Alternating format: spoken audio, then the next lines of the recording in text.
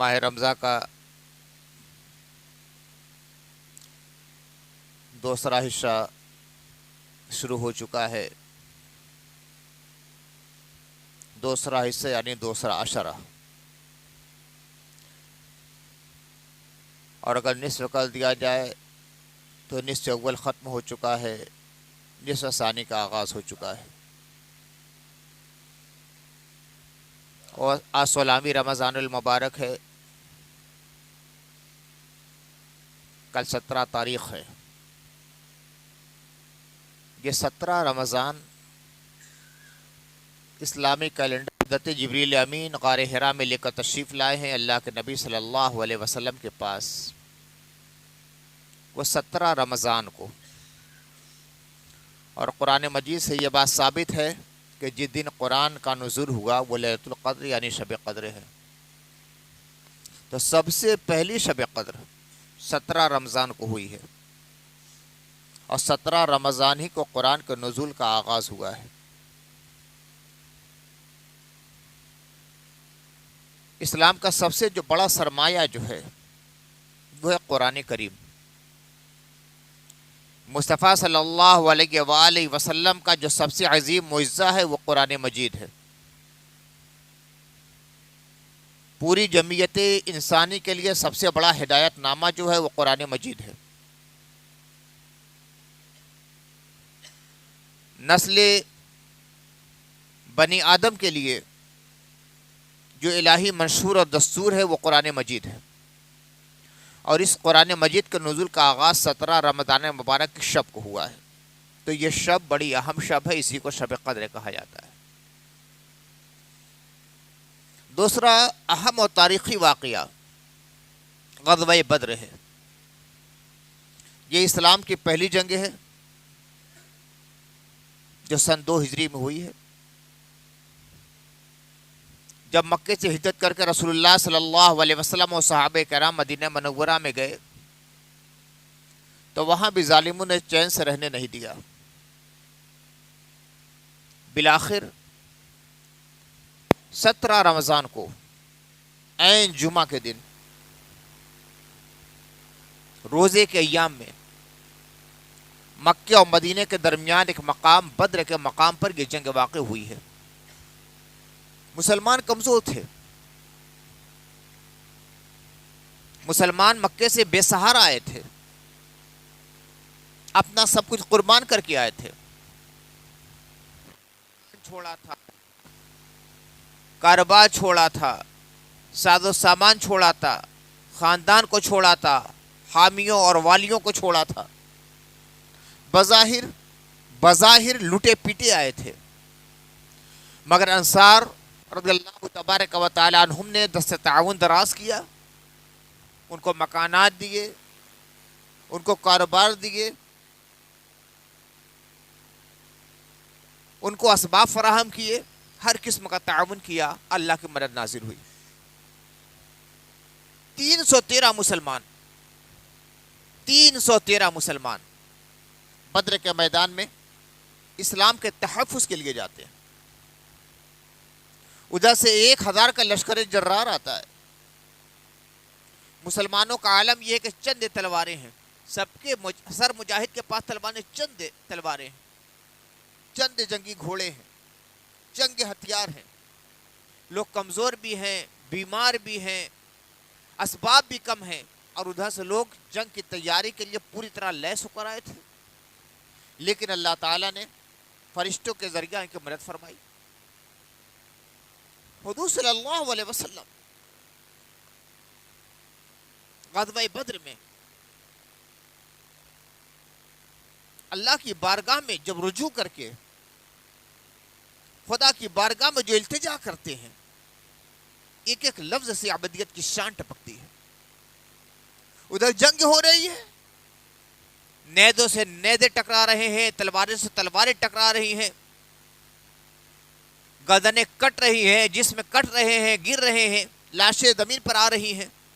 سب ہو رہا ہے، اور حضور رحمت عالم صلی اللہ علیہ وسلم ہے کھڑے ہو کر اپنے خدا کی بارگاہ میں دعا کر رہے ہیں. اور اس قدر استغراق اور محویت اور اللہ کی طرف اس قدر رجوع کا ماحول ہے کہ چادر مبارک جو کہ شانے پر تھی ڈھلک کے زمین پر گر گئی، احساس نہیں ہو رہا ہے، بس اللہ کی یاد ہے۔ حضور فرماتے ہیں مولا یہ تیرے چند بندے ہیں، چند بندے ہیں، بعض بندے ہیں جو تجھ پر ایمان لائے ہیں۔ مصطفیٰ رو رہے ہیں، آنسوؤں کی جھڑی لگی ہے، رخسار مبارک نمالود ہو گئے ہیں، دامن تر بتر ہے۔ فرماتے مولا یہ چند بندے ہیں جنہیں لے کر آج میدان بدر میں آ گیا ہوں، اگر آج یہ مار ڈالے گئے تو دنیا میں تیری عبادت کرنے والا کوئی نہیں رہے گا، اگر اپنے مومن بندوں کو زندہ رکھنا ہے تو یا اللہ ان کی مدد کے لیے فرشتوں کو نازل فرما دے۔ فرشتے آتے ہیں، 313 غالب آ جاتے ہیں، 1000 مغلوب ہو جاتے ہیں۔ یہ ہے غزوہ بدر، پہلی جنگ۔ اور مسلمانوں کی ایسی دھاک جم جاتی ہے ان کے ایمان کی، ان کے شجاعت کی، ان کے عزم کی، ان کے حشم کی، ان کے بہادری کی، ان کے اولو العزمی کی، کہ جب جب کافی سامنے تو یہ کہ قرآن کے نزول کا آغاز اسی تاریخ میں ہوا ہے، اور پہلی جنگ، پہلا غزوہ، پہلا جہاد اسی تاریخ میں ہوا ہے جس نے تمام فتوحات کے دروازے کھول دیے۔ اسلامی تاریخ کی اہم ترین تاریخوں میں 17 رمضان کی تاریخ ہے، اور اسی رات میں بھی، اس رات میں بھی شب قدر ہونے کا امکان رہتا ہے۔ شب قدر کیا ہے؟ پوری ایک سورہ قدر کے نام سے قرآن مجید میں ہے۔ اللہ فرماتا انا انزلناہ فی لیلۃ القدر، بلا شبہ ہم نے، ہاں ہمیں نے اس قرآن کو شب قدر میں نازل کیا ہے۔ قرآن مجید کا انداز، قرآن مجید کا اسلوب اور تاکیدی انداز، یہ وہی محسوس کرتا ہے جو عربیت سے پوری طرح واقف ہو۔ ایک جملہ یہ بھی ہو سکتا تھا کہ میں نے قرآن کو شب قدر میں نازل کیا، اس سے تاکیدی جملہ یہ ہوتا تھا کہ ہم نے قرآن کو نازل کیا۔ عربی زبان میں تاکید کے لیے جمع متکلم کا صیغہ بھی استعمال ہوتا ہے، واحد متکلم ہو کہ میں نے، اور تاکید ہوا کہ ہم نے یہ کام کیا ہے، اور تاکید ہے۔ اور اس سے زیادہ تاکید یہ ہے کہ بلا شبہ ہم نے، ہاں ہم ہی نے اس قرآن کو نازل کیا ہے۔ پہلے انا، بلا شبہ ہم نے، پھر انزلناہ، ہاں ہم ہی نے اس کو نازل کیا ہے۔ یہ کفار جو کہتے تھے معاذ اللہ کوئی جین آتا ہے محمد کے پاس وہی الہام کر دیتا ہے، کوئی کہتا تھا محمد اپنی طرف سے کچھ جملے تیار کر کے قرآن کے نام سے پیش کرتے ہیں، سب کا سد باب کر دیا، سب کا قلقمہ کر دیا، سارے نظریات کی کمر توڑ کر رکھ دی۔ خدا نے خود فرما دیا ہم نے، بلا شبہ ہم نے، ہاں ہم ہی نے اس قرآن کو شب قدر میں نازل کیا ہے۔ جو کہتے ہیں یہ جن کا کلام ہے، یہ شیطان کا کلام ہے، یہ محمد کا کلام ہے، سب غلط ہے، اس کو نازل کرنے والے ہم ہیں۔ ایک اور اعتراض کہ قرآن میں جگہ جگہ یہ ہے کہ جبریل نے نازل کیا، تو اس قرآن کے بنانے والے، آیتوں کو جوڑنے والے جبریل ہے، یہ بھی غلط ہے۔ حقیقت منزل اللہ تعالی ہے، جبریل قرآن لانے والے ہیں، کلام اللہ کا ہے، جبریل لانے والے ہیں۔ کوئی خط میں نے اپنے کسی دوست کے پاس دوسرے شہر میں بھیجا، پوسٹ آفس کے ذریعہ بھیجا، وہاں پوسٹ مین لے کر جاتا ہے، تو لے کر جانے والا وہ ہے، خط میرا ہے، میرا لکھا ہوا ہے۔ جبریل قاصد کی حیثیت سے اللہ کے رسول کے بارگاہ میں آئے، وہ رسول ہیں، جبریل کو بھی رسول کہا گیا ہے۔ رسول کے معنی سے پیغام پہنچانے والا، پیغام خدا کا ہے، کلام خدا کا ہے، کتاب خدا کی ہے، صحیفہ خدا کا ہے، قرآن خدا کا ہے، جبریل لانے والے اور پہنچانے والے ہیں۔ مجازن کہا گیا کہ جبریل نازل کرنے والے ہیں۔ نازل کرنے والا حقیقی اللہ تعالیٰ ہے، جس کے بارے میں قرآن فرماتا ہے انا انزلناہ فی لیلۃ القدر، بلا شبہ ہم نے، ہاں ہم ہی نے اس قرآن کو شب قدر میں نازل کیا ہے۔ اب جب یہ کہا گیا لیلۃ القدر، تجسس ہونا ضروری ہے۔ یہ شب قدر کیا ہے؟ قدر والی رات، جس کی قدر کی جائے، بڑی قدر و قیمت جس رات کی ہے، جس رات میں تقدیریں لکھی جاتی ہیں۔ قدر کے الگ الگ معنی، قدر کے معنی قدر و قیمت، بلندی، جیسے کہتے ہیں عالی قدر، بہت بلند درجات والے، اور قدر کے معنی تقدیر بھی ہوتا ہے۔ تو یہ تقدیر لکھی جانے والی رات کون سی ہے؟ قدر و منزلت کے اعتبار سے جو بہت بلند ہے وہ رات کون سی ہے؟ درجات کے اعتبار سے رفیع الشان جو رات ہے وہ رات کون سی ہے؟ تو قرآن اللہ کا کلام، اللہ دلوں کے حال کو جاننے والا، جب اللہ نے فرمایا کہ ہم ہی نے اس قرآن کو نازل کیا ہے، بلا شبہ ہم نے نازل کیا ہے شب قدر میں، تو اللہ تعالیٰ فرماتا ہے وما ادراک ما لیلۃ القدر۔ کون چیز تمہیں بتلائے گی کہ شب قدر کیا ہے؟ قرآن کا ایک انداز و اسلوب ہے، کہیں قرآن میں ما ادراک آیا ہے، کہیں قرآن میں ما یدری کا آیا ہے۔ ادراک کا یہ ماضی کا صیغہ ہے، یدری کا مضارع کا صیغہ ہے۔ اب پورے قرآن کا مطالعہ کر لیں، تلاوت کر لیں، جہاں جہاں ما ادراک آیا ہے، ما ادراک کا معنی کس چیز نے تجھے بتلایا، کس نے بتلایا، کون بتلا سکتا ہے؟ جہاں جہاں ما ادراک آیا ہے فوراً اس کا جواب بھی ہے۔ ایک سوال ہے، ما ادراک کس چیز نے تجھے بتلایا، کس چیز نے تجھے خبر دی، فوراً اس کا جواب آ گیا ہے۔ لیکن ما یدری کا جہاں جہاں آیا ہے فوراً اس کا جواب نہیں دیا گیا ہے۔ پورے قرآن کا آپ مطالعہ کر لیں، میں نے نچوڑ پیش کر دیا۔ ما ادراک کا جہاں جہاں آیا ہے فوراً اس کا جواب ہے۔ ما یدری کا جہاں آیا ہے سوال تو کر دیا گیا، فوراً جواب نہیں ہے، کہیں دوسرے مقام پر جواب دے دیا گیا ہے۔ تو وما ادراک ما لیلۃ القدر، کس چیز نے تجھے خبردار کیا، بتلایا کہ شب قدر کیا ہے؟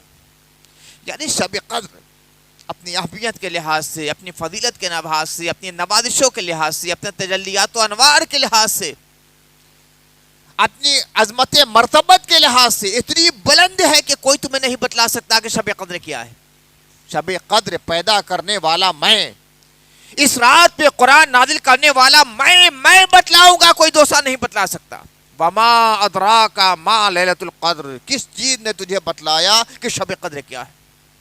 ارشاد ہوتا ہے لیلۃ القدر خیر من الف شہر، شب قدر 1000 مہینے سے بہتر ہے، 1000 مہینے سے بہتر، 1000 دن نہیں، 1000 ہفتہ نہیں، 1000 اشرے نہیں، 1000 مہینے سے بہتر ہے۔ اب اس کی عظمت کا اندازہ لگاؤ، ایک طرف 1000 مہینے، ایک طرف ایک رات، 1000 مہینے ایک طرف، ایک رات ایک طرف، اللہ فرماتا ہے یہ شب قدر 1000 مہینوں سے افضل ہے۔ تنزل الملائکۃ والروح فیہا باذن ربہم من کل امر سلام، اس رات میں فرشتے کا بھی نزول ہوتا ہے اور روح کا بھی نزول ہوتا ہے،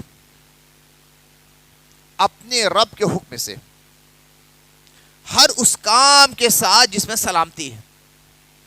ہیا حتی مطلع الفجر، اور یہ نزول رحمت و برکات و فرشتہ کا طلوع فجر کے ساتھ ساتھ رہتا ہے، طلوع فجر تک رہتا ہے۔ یعنی رات شروع ہو گئی، جیسے ہی مغرب کا وقت ہوا، سورج ڈوبا، رات شروع ہوئی، فرشتوں کا آنا جانا شروع، رحمتوں کا نزول شروع، سلامتی کا اظہار شروع، اور یہ سلسلہ کب تک رہتا ہے؟ ہیا حتی مطلع الفجر، طلوع فجر تک یہ سلسلہ رہتا ہے۔ اب یہ سمجھ میں آگے کہ شب قدر کیا ہے؟ جس رات میں قرآن نازل ہوا وہ رات شب قدر۔ اب کس تاریخ کو قرآن نازل ہوا ہے؟ قرآن کی ایک اہمیت یہ بھی ہے کہ قرآن کے علاوہ کوئی کتاب ایسی نہیں ہے جس نے اپنا تعارف خود کرایا ہو۔ دنیا کی جتنی کتابیں ہیں، کچھ تو آسمانی ہم مانتے ہیں خدا کی کتابیں ہیں، کچھ دوسرے مانتے ہیں کہ یہ خدا کی کتابیں ہیں۔ ہمارے پاس کوئی سورس نہیں ہے، کوئی ذریعہ نہیں ہے کہ ہم کہیں کہ خدائی کتابیں۔ توریت کو ہم اللہ کی کتاب مانتے ہیں، زبور کو اللہ کی کتاب مانتے ہیں، انجیل کو اللہ کی کتاب مانتے ہیں، قرآن کو اللہ کی کتاب مانتے ہیں۔ کسی نہ کسی صورت میں قرآن کے علاوہ تینوں کتابیں بھی موجود ہیں، اور قرآن مکمل موجود ہے۔ اس کے علاوہ صحیفہ موسیٰ ہے، اس کے علاوہ صحف نوح علیہ السلام ہیں، اس کے علاوہ دیگر انبیاء کے صحیفے، ہمیں نام نہیں معلوم ہے اور کیا آیات تھی ہمیں نہیں معلوم ہے، ہمارے پاس کوئی سورس نہیں۔ اس کے علاوہ کئی مذاہب ایسے ہیں جو اپنے کو آسمانی مذہب کہتے ہیں، خدائی مذہب کہتے ہیں، ایشوریہ دھرم کہتے ہیں۔ ہمارے پاس کوئی سورس نہیں کہ ہم ان کے بارے میں کوئی تبصرہ کر سکے، کوئی تجزیہ کر سکے، کوئی تحلیل کر سکے، ان کی کتابوں کے بارے میں کوئی کمنٹ کر سکے۔ لیکن ساری کتابوں کو اکٹھا کر لیا جائے تو دنیا میں ایک کتاب ایسی نہیں ہے کہ جو اپنا تعارف خود کرائے۔ اسے پوچھئے کہ آپ کا نام کیا ہے، وہ نہیں بتلائے گی۔ اس کتاب کے اندر ان کا نام موجود نہیں، کون لانے والے ہیں نہیں بتلائے گی وہ کتابیں، کس کے اوپر نازل ہوئی ہے نہیں بتلائیں گی۔ وہ کتابیں دن کو نازل ہوئی ہیں کہ رات کو آئیں گی کہیں نہیں لکھا ہے، کس نے نازل کیا ہے نہیں بتلایا، تاریخ کیا تھی، دن کیا تھا نہیں بتلایا۔ ساری کتابیں خاموش ہیں، صرف ایک قرآن ہے جو ایک ایک سوال کا جواب دیتا ہے۔ قرآن سے پوچھئے اے قرآن تو کب آیا؟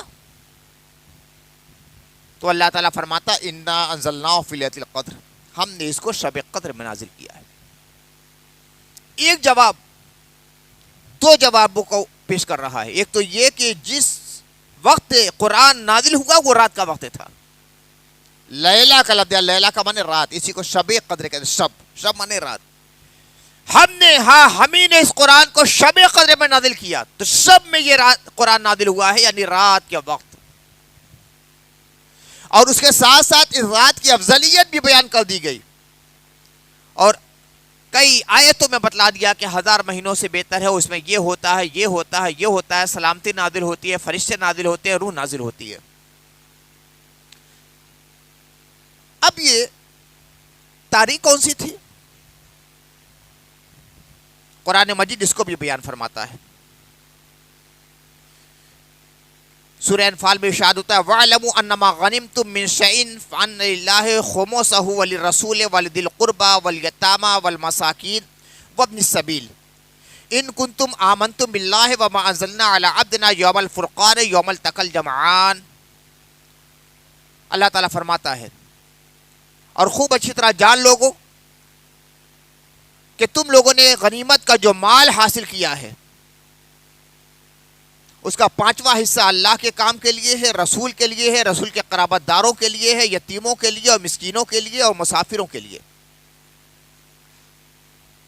ان چیزوں کا دھیان رکھو اگر تم ایمان رکھتے ہو اللہ پر۔ ان کنتم آمنتم باللہ وما انزلنا علی عبدنا یوم الفرقان، اور اس کتاب پہ ایمان رکھتے ہو جو ہم نے اپنے خاص بندے پر فرقان کے دن نازل کی ہے۔ فرقان کے دن، فرقان کے معنی ہوتے ہیں حق و باطل کے درمیان تفریق کرنا، یعنی اس دن ہم نے اس کتاب کو نازل فرمایا ہے جو حق و باطل کے درمیان تفریق کرنے والا ہے۔ وہ کون سا دن ہے؟ یوم التقى الجمعان، جب دو جماعتوں اور دو لشکروں اور دو فوجوں کے درمیان آپس میں مدبھیڑ ہوئی۔ تمام مفسرین فرماتے ہیں کہ اس سے مراد غزوہ بدر ہے، غزوہ بدر۔ تو اب مزید میں تحت اللہ تعالیٰ فرماتا ہے کہ ہم نے اس قرآن کو اس تاریخ میں نازل کیا جس دن دو بڑی جماعتوں کے درمیان مدبھیڑ ہوئی، ایک طرف کافر ہے ایک طرف مسلمان ہے، یوم الفرقان۔ اسی لیے غزوہ بدر کے دن کو یوم الفرقان کہا گیا ہے کہ آج دودھ کا دودھ اور پانی کا پانی ہو گیا، حق الگ ہو گیا، باطل الگ ہو گیا، کفر الگ ہو گیا، ایمان الگ ہو گیا، شر الگ ہو گیا، خیر الگ ہو گیا، بالکل وضاحت ہو گئی۔ یوم التقى الجمعان، جس دن دو لشکروں کے درمیان مدبھیڑ ہوئی۔ یہ کون سی تاریخ تھی؟ تمام مفسرین بھی کہتے ہیں، محدثین بھی کہتے ہیں، سیرت نگار بھی کہتے ہیں، تذکرہ نگار بھی کہتے ہیں، مورخین بھی کہتے ہیں کہ یہ 17 رمضان مبارک کی تاریخ۔ اتنی وضاحت کے ساتھ کون کتاب اپنا تعارف کراتی ہے؟ یعنی 17 رمضان مبارک کو جو غزوہ بدر کی تاریخ تھی، جمعہ کا دن تھا، اسی تاریخ میں قرآن مجید کے نزول کا آغاز ہوا۔ اب پھر آدمی سوال کرتا ہے کس کے اوپر قرآن کا نزول ہوا؟ جس پیغمبر پر قرآن نازل ہوا اس کا نام کیا ہے؟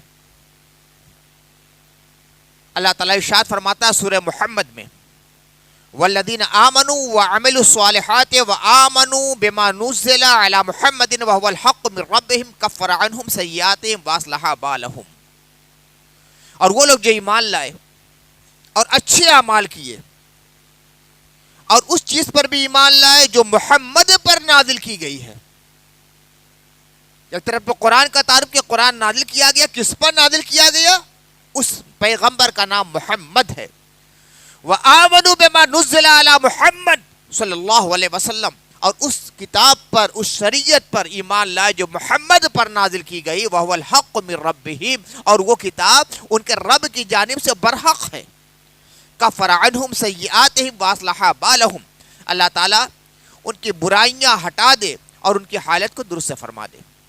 اب دیکھیے قرآن نے اپنا نام بھی بتلا دیا، نزول کی تاریخ بھی بتلا دی، وقت بھی بتلا دیا تھا کہ دن ہے یا رات ہے، دن بھی بتلا دیا، کس پہ نازل کی گئی یہ بھی بتلا دیا۔ اب کون نازل کرنے والا تھا؟ اللہ کی طرف سے اس کتاب کو لے کر آنے والا کون تھا؟ سورہ نحل میں اللہ تعالیٰ کا ارشاد ہوتا ہے، قُلْ نَزَّلَهُ رُوحُ الْقُدُسِ مِن رَبِّكَ بِالْحَقِّ، قُلْ نَزَّلَهُ رُوحُ الْقُدُسِ مِن رَبِّكَ بِالْحَقِّ لِيُثَبِّتَ الَّذِينَ آمَنُوا وَهُدًى وَبُشْرَىٰ لِلْمُسْلِمِينَ۔ اے نبی فرما دیجئے کہ اسے تمہارے رب کی جانب سے حق کے ساتھ روح القدس نے نازل کیا ہے۔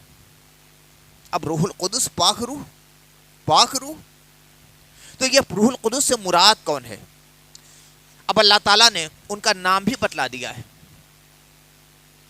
اور بتلا دیا ہے کہ جو روح القدس ہے وہی روح الامین بھی ہے، انہی کو روح القدس کہا جاتا ہے، انہی کو روح الامین بھی کہا جاتا ہے۔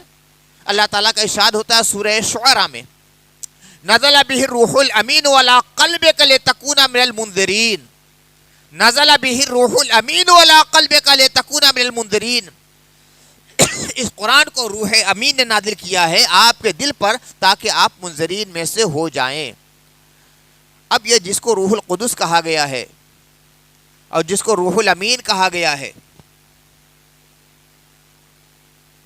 اس کا نام نامی بھی قرآن مجید نے بیان فرما دیا۔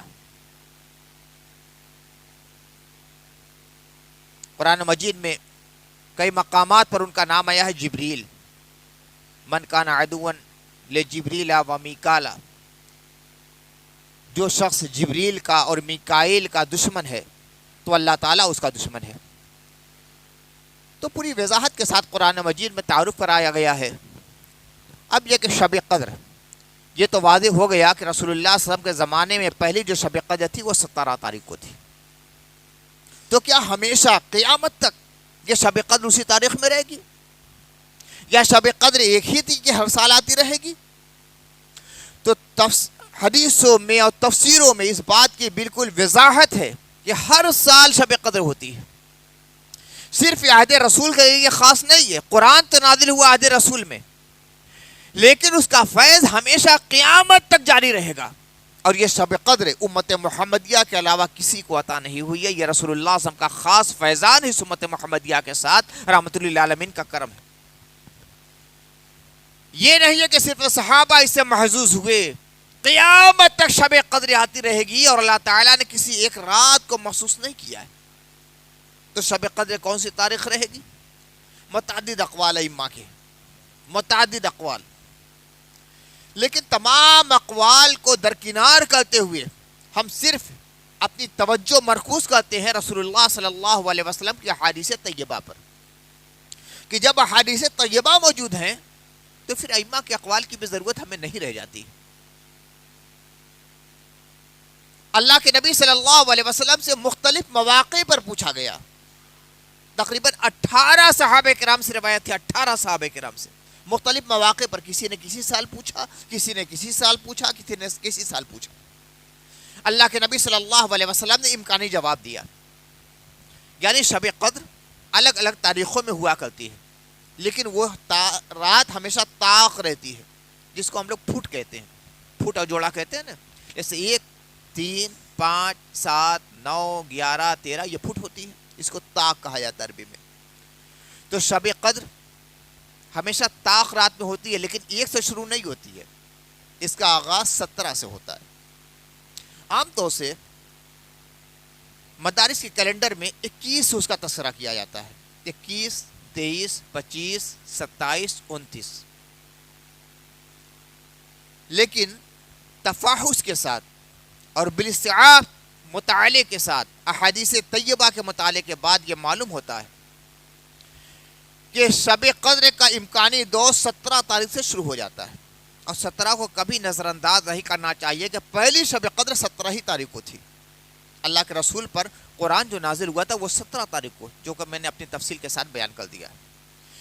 پھر اللہ کے نبی صلی اللہ علیہ وسلم سے مختلف مواقع پر سوال کیا گیا کہ یا رسول اللہ شب قدر کیا ہے، شب قدر کب ہے؟ تو اللہ کے نبی صلی اللہ علیہ وسلم نے امکانی تاریخ بیان کر دی کہ اس میں بھی ہو سکتا ہے، اس میں بھی ہو سکتا ہے، اس میں بھی ہو سکتا ہے، اس میں بھی ہو سکتا ہے۔ ایک بار اللہ کے نبی صلی اللہ علیہ وسلم کاشان اقدس سے تشریف لا رہے تھے باہر، ارادہ تھا کہ لوگوں کو بتلا دوں کہ یقینی طور پر اس سال تاریخ کون سی، یقینی طور پر بتلا دوں۔ اللہ نے منکشف فرما دیا تھا، فرمایا کہ میں کاشانے سے باہر نکلا، اپنے کمرے سے باہر آیا تو دیکھا کہ 2 آدمی جھگڑا کر رہے تھے۔ میں ان کو سمجھانے بجھانے لگا اور اللہ تعالیٰ نے میرے دل سے وہ تاریخ نکال دی۔ تو یہ جھگڑا وہ چیز ہے کہ اتنے بڑے فیض سے آدمی محروم رہ جاتا ہے، اتنے بڑے فیض سے محروم رہ جاتا ہے جھگڑا فساد کی وجہ سے۔ ورنہ اللہ کے رسول بتلا دیتے کہ یہی تاریخ ہے، کنفرم ہو جاتی ہے تاریخ۔ لیکن اللہ کی حکمت تھی، وہ منظر سامنے آ گیا، اللہ تعالیٰ نے وقتی طور پر ذہن مبارک سے نکال دی بات، پھر ذہن مبارک میں آ گئی، سمجھ میں آ گیا کہ مصلحت خداوندی یہی ہے کہ بتلایا نہ جائے، لہذا نہیں بتلایا، بس ایک امتحانی تاریخ بتلا دی۔ اس کی ایک وجہ یہ بھی ہے کہ لوگوں کے اندر عبادت کا ذوق و شوق و جذبہ زیادہ بیدار رہے۔ ایک تاریخ مقرر کر دی جاتی تو اسی رات کو خوب عبادت کرتے اور اس کے بعد دوسری تاریخوں سے صرف نظر فرما دیتے۔ لیکن حقیقت یہ ہے کہ شب قدر تو شب قدر ہے، ماہ رمضان کی ہر عبادت شب قدر کا کچھ فیض لے کر نازل ہوتی ہے، لہذا دوسری راتوں کو نظر انداز نہیں کرنا چاہیے۔ اب شب قدر کب سے شروع ہوتی ہے؟ سب سے پہلے میں آپ کے سامنے سنن ابو داؤد کی روایت بیان کرتا ہوں۔ سنن ابو داؤد جو کہ سیاستہ کی ایک اہم کتاب ہے، 6 جو حدیث کی سب سے اہم کتابیں ہیں مدارس اسلامیہ میں پڑھائی جاتی ہیں درس نظامی میں، ان میں ایک کتاب ہے سنن ابو داؤد۔ اس کا ایک باب کا عنوان یہ ہے لیلۃ السبع عشرہ، 17ویں رات میں شب قدر۔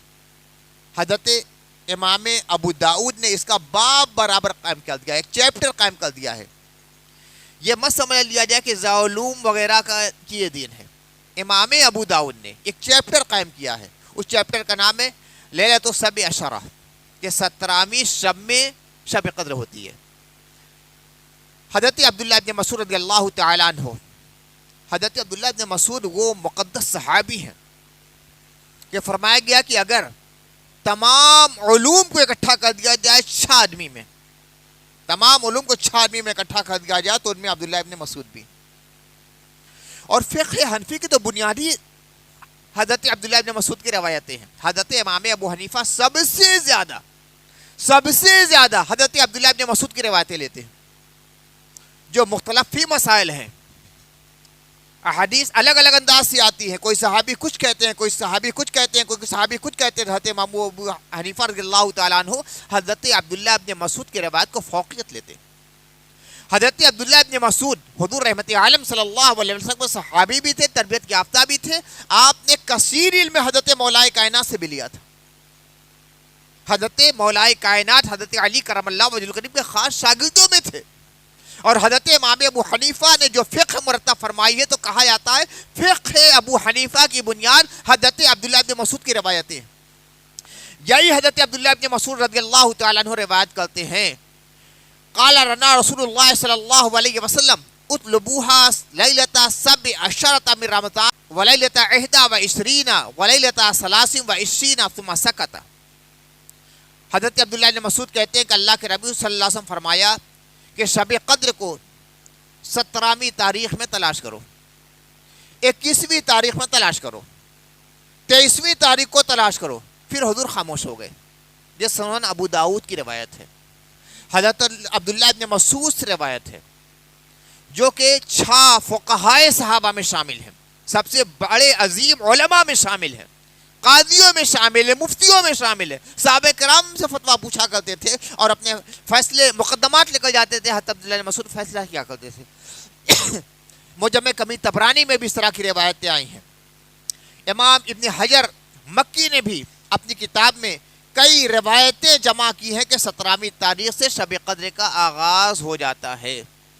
اسی طرح 19ویں تاریخ میں بھی ہے، اور 21، 23، 25، 27، 29 کے بارے میں تو بکثرت روایتیں ہیں۔ تو جو اہل نظر علماء ہیں ان کا ایک طریقہ رہا ہے کہ جب مختلف روایتیں آ جاتی ہیں، کسی میں کچھ، کسی میں کچھ، کسی میں کچھ، کسی میں کچھ، تو ایسی راہ وہ پیدا کرتے ہیں کہ کسی روایت کو رد نہ کیا جائے بلکہ سب کو مان لیا جائے۔ یہ بہت عظیم علماء کا کام ہوتا ہے، جو راسخین فی العلم ہوتے ہیں، جو جدلی علماء ہوتے ہیں، ان کا تو کام ہوتا ہے لڑا دینا، یہی صحیح ہے دوسری غلط ہے، یہی صحیح ہے دوسری غلط ہے۔ جو راسخین فی العلم ہوتے ہیں، بہت عظیم علم پر فائز ہوتے ہیں، اللہ تعالیٰ نے علم کا بڑا عظیم درجہ دیا ہے، ان کا طریقہ یہ ہوتا ہے کہ جتنی روایتیں ہوتے ہیں حتی الامکان کوشش کرتے ہیں کہ کوئی روایت غلط ثابت نہ ہونے پائے، اس کو بھی مان لے، اس کو بھی مان لے، اس کو بھی مان لے، اس کو بھی مان لے۔ اللہ کا شکر ہے کہ حضرت والد گرامی علامہ اسحاق کوثر ندوی رحمۃ اللہ علیہ انہی راسخین فی العلم علماء میں تھے۔ جب ان کے سامنے روایتیں آتی تھی تو بہت غور کرتے تھے، مہینوں مہینوں غور کرتے تھے۔ اسی طرح تفسیر مختلف آتی تھی تو یہ نہیں کہ یہ صحیح ہے یہ غلط ہے، کنارے کر دیا، نہیں، غور کرتے تھے، اور غور کرتے تھے اس بات پر کہ یہ بھی درست ثابت ہو جائے، یہ بھی درست ثابت ہو جائے، ہم کسی کو رد نہ کریں، حدیث رسول ہی تو ہے، مصطفیٰ کی زبان ہی سے تو بات نکلی ہے، صحابہ ہی نے تو روایت کیا، کسی کو رد کیسے کیا جا سکتا ہے؟ تو حضرت والد گرامی کے یہی طریقہ کار تھا۔ تمام روایتوں کو سامنے رکھتے ہوئے حضرت والد گرامی اس نتیجے پہنچے کہ نہیں، 17 سے اس کا آغاز ہو جاتا ہے، کوئی روایت غلط نہیں، 17 والی بھی صحیح ہے، 19 والی بھی صحیح ہے، 21 والی بھی صحیح ہے، 23 والی بھی، 25 والی بھی، 27 والی بھی، 29 والی بھی۔ یہ والد گرامی کی تحقیق تھی، اور یہی سب سے درست تحقیق ہے، اس سے تمام روایتیں درست ثابت ہو جاتی، کسی کو رد نہیں کرنا پڑتا ہے۔ اب یہ شب قدر جس کے بارے میں اللہ کے نبی صلی اللہ علیہ وسلم نے فرمایا کہ شب قدر کو تلاش کرو، تلاش کرو، التمسو، تلاش کرو، تجسس کرو، تفحص کرو، یہ نہیں کہ پڑی ہوئی جا کے اٹھا لائے، تلاش کرنا پڑے گا، تلاش کرنا پڑے گا۔ یہ ایسے ہے کہ جیسے کہ بھوس کے انبار میں کوئی ہیرا رکھ دیا جائے، جاؤ تلاش کرو۔ اب تلاش کرنے کے لیے لگن چاہیے، جوش چاہیے، ولولہ چاہیے، ہر آدمی کو یہ چیز نہیں ملتی۔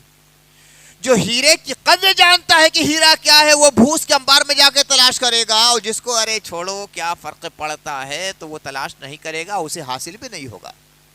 تلاش کرنا، اطلبو کا کہیں لفظ آیا ہے، تلاش کرو، طلب کرو، یہ نہیں کہ پڑا ہوا جا کے اٹھا لیا، محنت کرنا پڑے گا، تلاش کرنا پڑے گا، راتوں کو رونا پڑے گا، گگڑانا پڑے گا۔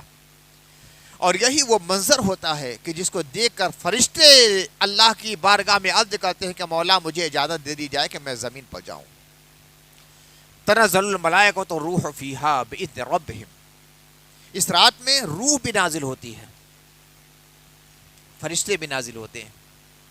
بہت سے عوام یہ سمجھتے ہیں کہ گھروں کی جو روحیں مومنین کی ہوتی ہیں وہ آ جاتی ہیں، مفسرین اس بات کو نہیں مانتے، یہ عوامی خیال ہے۔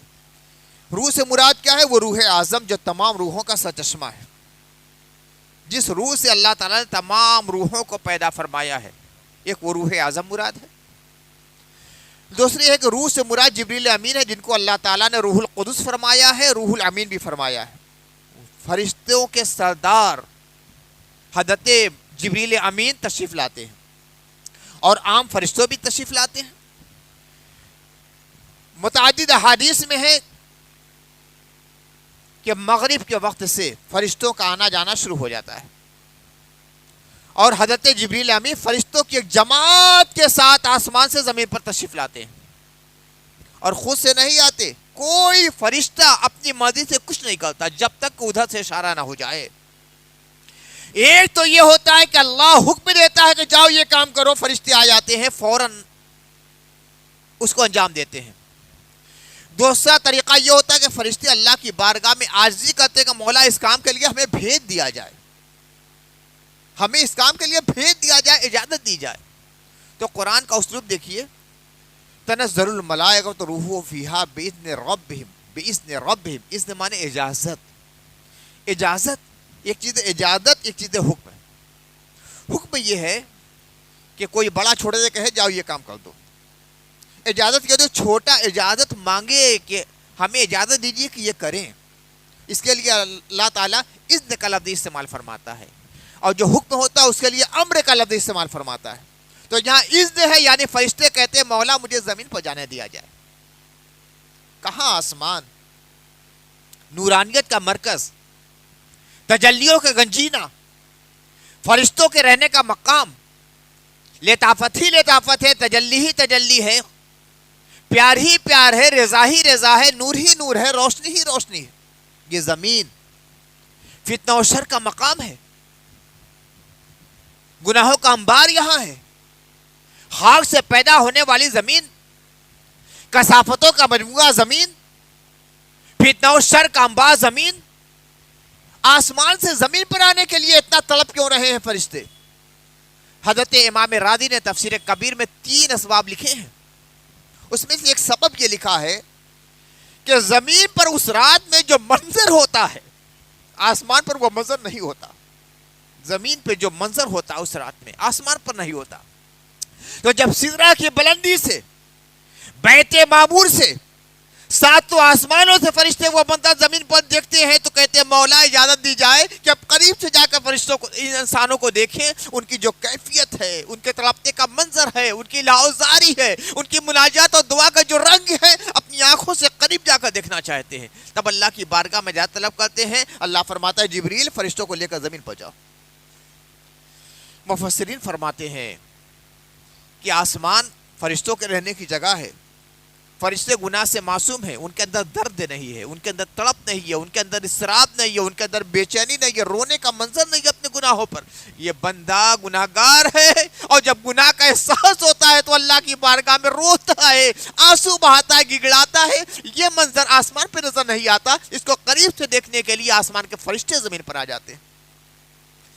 حضرت سید آلوسی نے بڑی پیاری بات کہی ہے، ایک سبب انہوں نے لکھا ہے روح المعانی میں، 30 جلدوں میں یہ کتاب ہے، 30 پارے 30 جلدیں، ہر پارے کی ایک جلد لکھ دی ہے۔ اتنے عظیم مفسر ہیں، محدث ہیں، فقیہ ہیں، صاحب ولایت بزرگ ہیں علامہ آلوسی، 30 جلدوں میں کتاب لکھی ہے۔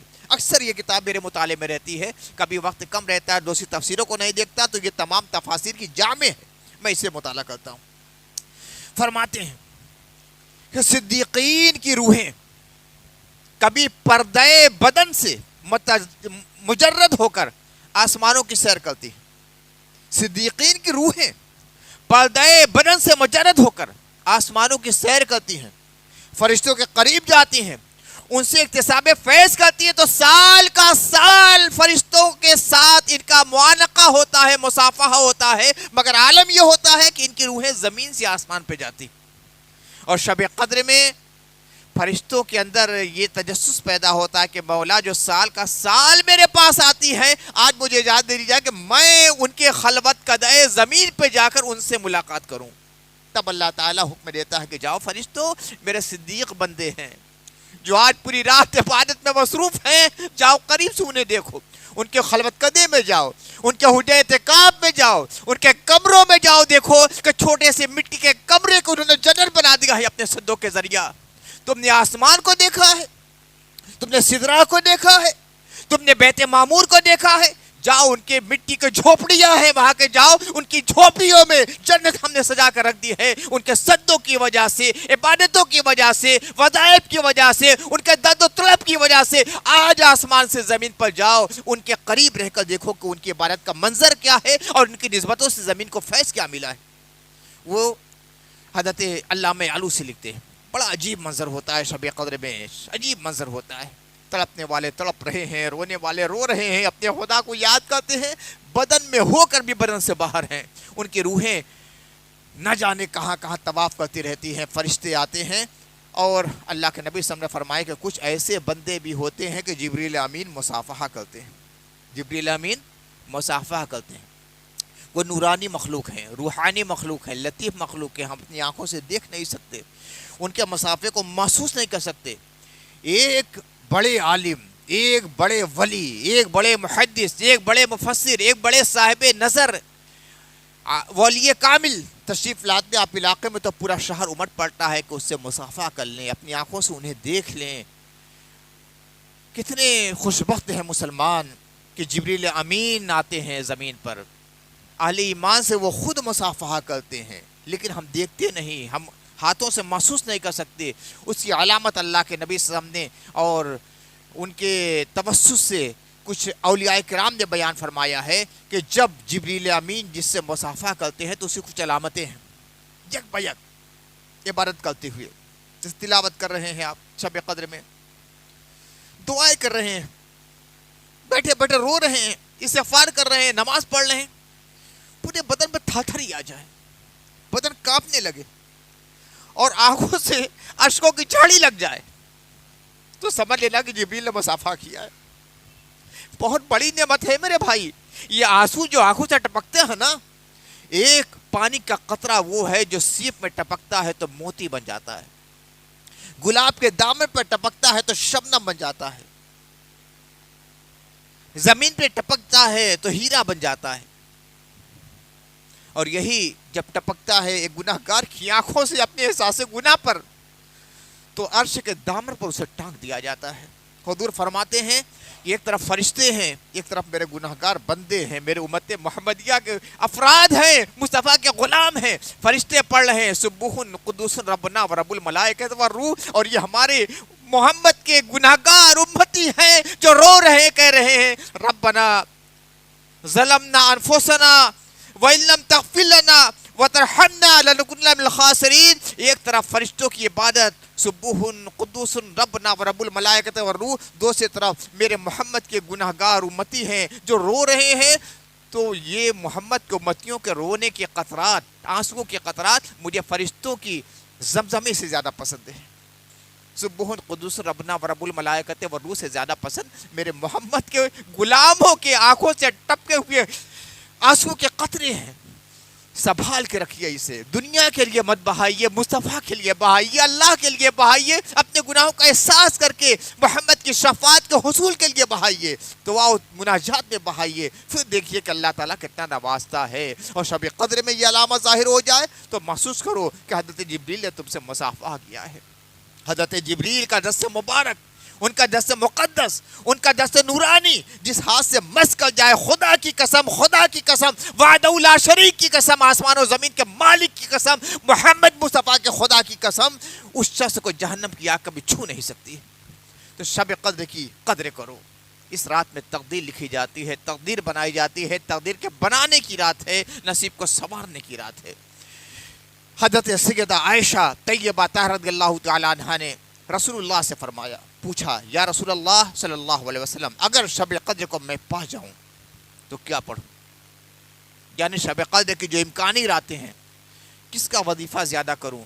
تو اللہ کے رسول نے بڑا جامع جملہ ارشاد فرمایا، اتنا مختصر کہ شہر کا آدمی ہو، دیہات کا آدمی ہو، مرد ہو، عورت ہو، پڑھا لکھا ہو، ان پڑھ ہو، کوئی بھی ہو، آسانی سے یاد کر لے۔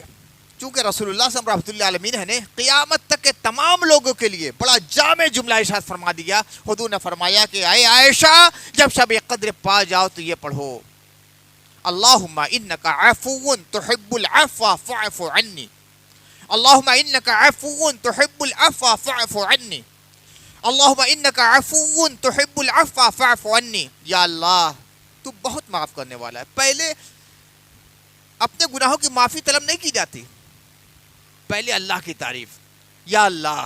یہی انداز ہے۔ دیکھیے سورہ فاتحہ میں کیا ہے، الحمدللہ رب العالمین الرحمن الرحیم مالک یوم الدین ایاک نعبد و ایاک نستعین، اب اہدنا الصراط المستقیم، طلب بعد میں ہے، اس مالک کی تعریف پہلے، حمد و ثنا پہلے۔ اللہم انک عفو، یا اللہ تو بہت معاف کرتا ہے، اتنا معاف کرتا ہے کہ میں سوچ نہیں سکتا، کوئی زبان بیان نہیں کر سکتی، کوئی قلم لکھ نہیں سکتا، شاعر اپنے شعر میں اسے محدود نہیں کر سکتا، مقرر اپنی خطابت میں اس کو بیان نہیں کر سکتا ہے۔ تو بہت معاف کرنے والا، بہت معاف کرنے والا، بہت معاف کرنے والا۔ تحب العفو، معاف کرنے کو پسند کرتا ہے۔ تو معاف کرنا پسند کرتا ہے، ہمیں بھی معاف کر دے، فانی ہمیں بھی معاف کر دے، مجھے بھی معاف کر دے۔ جب تو عفو ہے، معاف کرنے والا ہے، معاف کرنا تجھے بڑا پسند ہے، تیرا بڑا محبوب عمل ہے، تو مجھے بھی معاف کر دے، میں بھی معافی چاہتا ہوں۔ بس یہی، عربی نہیں کہہ سکتے، اردو میں کہیے، یا اللہ تو بہت معاف کرنے والا ہے، بہت معاف کرنے والا ہے، بہت معاف کرنے والا ہے، معاف کرنا تجھے بہت پسند ہے، تیرا محبوب عمل، مولا مجھے بھی معاف کر دے، میں بھی گنہگار ہوں۔ بس یہ وظیفہ۔ اس کے علاوہ جو وظائف آپ چاہیں پڑھ سکتے ہیں، صلاۃ التسبیح پڑھیے، قرآن کی تلاوت کیجیے، نمازیں پڑھیے، تہجد پڑھیے، صدقات و خیرات کا اہتمام کیجیے۔ عبادت کی رات ہے، دعا کی رات ہے، مناجات کی رات ہے، اور یہی وہ تاریخ ہے جس میں غزوہ بدر ہوا تھا، وہ پہلی جنگ، پہلا غزوہ، جس سے مسلمانوں نے کافروں پر اپنا روب طاری کر دیا اور اسلام کی حقانیت واضح فرما دی گئی۔ یہ جہادوں کا سلسلہ، یہ جنگوں کا سلسلہ قیامت تک جاری رہنے والا ہے۔ حق و باطل کے درمیان ہمیشہ ستیزہ قائم رہے گی۔ آج بھی پوری دنیا میں وہ سارے مناظر آ رہے ہیں۔ حق، اس کی فطرت میں اللہ تعالیٰ نے بلندی رکھی ہے۔ الحق یعلو ولا یعلی علیہ، حق ہمیشہ بلند رہے گا۔ پریشانیوں سے اہل حق گزر سکتے ہیں، کبھی بدر میں جانا پڑے گا، کبھی احد میں جانا پڑے گا، کبھی خندق میں جانا پڑے گا، کبھی خیبر میں جانا پڑے گا، کبھی کربلا میں جانا پڑے گا۔ حق والے کبھی بھی بہت آسائشوں کے ساتھ دنیا میں نہیں رہتے، پریشانیوں سے گزرنا پڑتا ہے، لیکن باطل کے خلاف ہمیشہ سینہ سپر رہنا پڑتا ہے۔ آج بھی ہم جنگ کے ماحول میں ہیں، ایک طرف گرم جنگیں بھی ہیں، ایک طرف سرد جنگیں بھی ہیں، نظریاتی جنگیں ہو رہی ہیں، میڈیا کے ذریعہ، موبائل کے ذریعہ، اخبارات کے ذریعہ، نشریات کے ذریعہ، تحریکوں کے ذریعہ، ایک سرد جنگ کے ماحول میں ہیں، اور گرم کا ماحول جو ہے وہ بھی آپ دیکھ رہے ہیں۔ ہر اہل ایمان کا تقاضا یہ ہوتا ہے کہ اہل حق کا ساتھ دیا جائے۔ اب جو عالمی تناظر میں اس وقت جو جنگ ہو رہی ہے، اس کے بارے میں خاص طور سے نوجوانوں کے ذہن میں کچھ بات ڈالنا ضروری ہوتا ہے۔ میں دیکھ رہا ہوں وقت بہت تیزی سے گزر رہا ہے، مگر آپ سن رہے ہیں، میں بول رہا ہوں، روزہ رکھ کر بول رہا ہوں، آپ اس چیز کو محسوس کیا کیجئے۔ میں روزے دار ہوں، میں بول رہا ہوں، مجھے کتنی محنت پڑتی ہوگی، آپ کو تو صرف سننا ہے، اس لیے برداشت کرنا پڑ جاتا ہے۔ جو عالمی منظرنامہ اس وقت ہے، امریکہ اور اسرائیل، اسرائیل کے بارے میں، یہود کے بارے میں اللہ کے نبی صلی اللہ علیہ وسلم نے بکثرت حدیثیں بیان فرما دی ہیں کہ قیامت کے قریب یہ ہونے والا ہے، یہ ہونے والا ہے، یہ ہونے والا ہے، یہ ہونے والا ہے۔ جب سے زمین پیدا ہوئی قیامت تک جو سب سے بڑا فتنہ ہوگا وہ دجال کا فتنہ ہے۔ سب سے بڑا فتنہ دجال کا فتنہ ہے، اور یہ دجال یہودی ہوگا۔ آج جو گریٹر اسرائیل کا خواب دیکھا جا رہا ہے، یہ دجال کے آمد کی تیاریاں کی جا رہی ہیں۔ اسرائیلی حکومت چاہتی ہے کہ خیبر تک اسرائیلی حکومت ہو جائے۔ خیبر جو مسلمانوں نے فتح کیا، مولائے کائنات کے نام سے جو منسوب کیا جاتا ہے، وہاں تک اپنے حدود کو پھیلانے کے لیے منصوبہ سازی کی جا رہی ہے۔ فلسطین پر، اہل غزہ پر جو ظلم و استبداد ایک زمانے سے اسرائیل کر رہا ہے، سب کے سامنے بتلانے کی ضرورت نہیں، اور اس کا سب سے بڑا سپورٹر امریکہ بنا ہوا ہے، ساتھ ساتھ یورپی ممالک بنے ہوئے ہیں۔ صلیبی جنگیں، صلیبی طاقتیں اور صہیونی طاقتیں سب اکٹھا ہو گئی ہیں، تمام یہودی اور عیسائی مسلمانوں کے خلاف ہزارہ ہو چکے ہیں۔ ایسے عالم میں ہم اسلامی ملک کا تقاضا یہ تھا کہ صہیونی طاقتوں کو، صلیبی طاقتوں کو منہ توڑ جواب دیا جاتا۔ ہر ملک، اسلامی ملک کا سربراہ صلاح الدین ایوبی ہو جاتا، نور الدین زنگی بن جاتا۔